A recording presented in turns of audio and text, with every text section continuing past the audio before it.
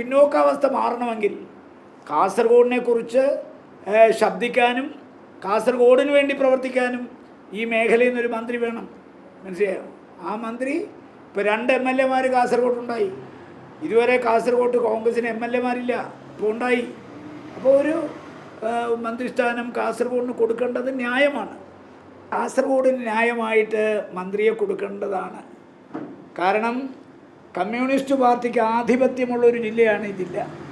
കയ്യൂർ, കരിവള്ളൂർ, കാവുമ്പായ, ചീമേനി, മുനയംകുന്ന്, രാവണീശ്വരം, പീലിക്കോട്. മനസ്സിലായോ? ഇത് കഴിഞ്ഞ കുറേ കാലമായി കോൺഗ്രസിന് MLA ജില്ലയാണ്. ഇപ്പോൾ 2 KPC ജനറൽ സെക്രട്ടറിമാർ MLA. ഞാൻ അന്ന് നിങ്ങളോട് പറഞ്ഞില്ലേ, ഞാൻ സത്യപ്രതിജ്ഞയ്ക്ക് പോകുമ്പോൾ 4 MLA കൊണ്ടാണ് പോകുന്നത്. ഇപ്പോൾ 5 ആയി. പയ്യന്നൂർ MLA ഉണ്ട്.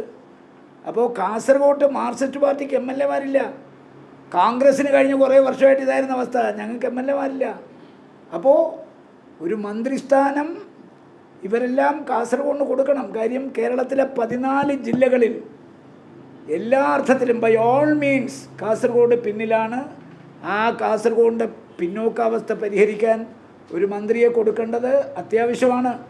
അത് പാർട്ടി നേതൃത്വത്തിൻ്റെ മുമ്പിലും നിയുക്ത മുഖ്യമന്ത്രിയുടെ മുമ്പിലും സംഘടനാ ജനറൽ സെക്രട്ടറിയുടെ മുമ്പിലും ഞങ്ങൾ ആവശ്യപ്പെടും.